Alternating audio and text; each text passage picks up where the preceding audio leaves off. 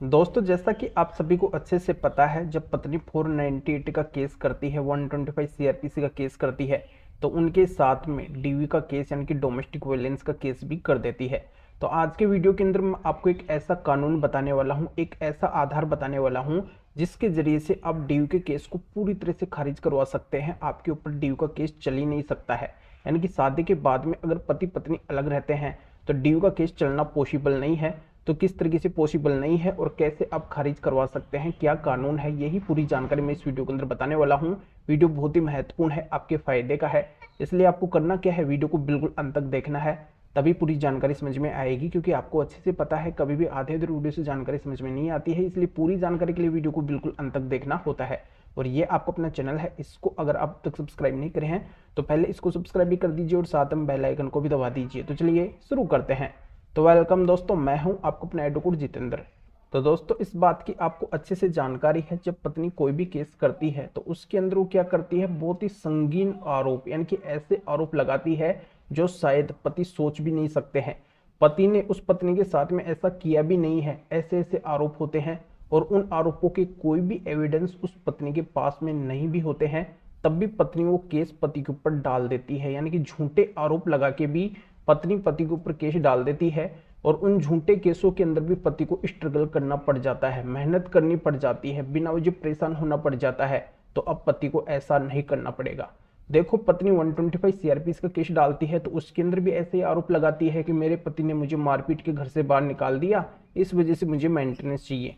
अब पत्नी जब 498 का केस करती है तो उसके अंदर भी यही आरोप लगाती है कि जब मेरी शादी हुई, मैं उस घर के अंदर गई तो इन लोगों ने मेरे से डोरी की डिमांड की, मेरे साथ में अत्याचार किया, और जब मैं इनकी डोरी की पूर्ति नहीं कर पाई तो इन लोगों ने मुझे मारपीट के घर से बाहर निकाल दिया।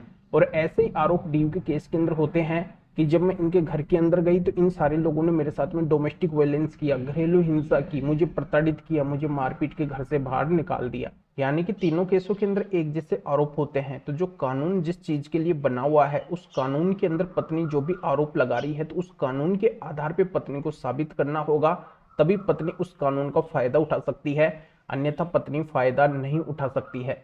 तो इस चीज को आप गांठ बांध लीजिए, इस चीज को आपको कोर्ट के अंदर मेन फोकस बना के रखना है, इसी चीज के ऊपर आपको दबाव बनाना है, इसी चीज को आपको जज साहब, मजिस्ट्रेट साहब के सामने रखना है कि पत्नी इस कानून के मुताबिक ये जो आरोप लगा रही है, मेरे ऊपर ये जो बेसलेस आरोप लगा रही है, तो इन आरोपों को ये पत्नी साबित करे। तो जब पत्नी साबित ही नहीं कर पाएगी, उसके पास में एविडेंस ही नहीं होंगे, जब उसने झूठा केस किया होगा, तो वो केस पूरी तरह से खारिज हो जाएगा। तो अपन इस वीडियो के अंदर बात कर रहे हैं डीयू के केस की, डोमेस्टिक वायलेंस यानी कि घरेलू हिंसा के केस की। इस केस को आपको खारिज करवाना है तो इसके लिए आपको क्या करना होगा। देखो, यहाँ पे मैं बता देता हूँ कि पत्नी इस केस के अंदर जैसे आरोप लगाती है कि मेरे पति के घर वालों ने मेरे साथ में डोमेस्टिक वायलेंस किया है, घरेलू हिंसा की है, मुझे प्रताड़ित किया है, मुझे यातनाएं दी है, मुझे मारपीट के घर से बाहर निकाल दिया है, इस वजह से इस एक्ट के तहत मुझे ये अधिकार मिलने चाहिए, इस कानून का मुझे फायदा मिलना चाहिए।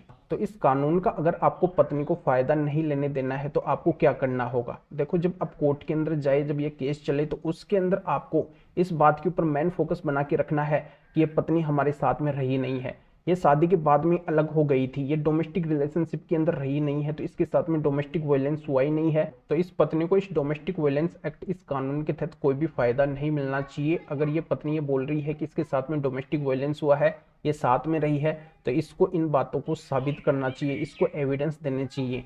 और ये पत्नी के पास में एविडेंस नहीं होंगे क्योंकि ये पत्नी झूठा केस हमारे ऊपर डाली है, तो इसको इस एक्ट के तहत कोई भी फायदा नहीं मिलना चाहिए। तो बिल्कुल उस पत्नी के साथ में जब डोमेस्टिक वायलेंस हुआ ही नहीं होगा, और डोमेस्टिक रिलेशनशिप के अंदर रही नहीं हो, वो शादी के बाद में पति और पति के परिवार वालों के साथ में रही नहीं है, या फिर रही है तो बहुत कम समय तक रही है, तो इसका मतलब ये है कि उसके साथ में घरेलू हिंसा हुई नहीं है। तो जिसके साथ में घरेलू हिंसा होती है तो वही इस एक्ट का फायदा उठा सकता है, अन्यथा इस एक्ट का फायदा नहीं उठाया जा सकता है। तो इस तरीके से इस केस को आप पूरी तरह से खारिज करवा सकते हैं, अपने ऊपर चलाने से आप रुकवा सकते हैं।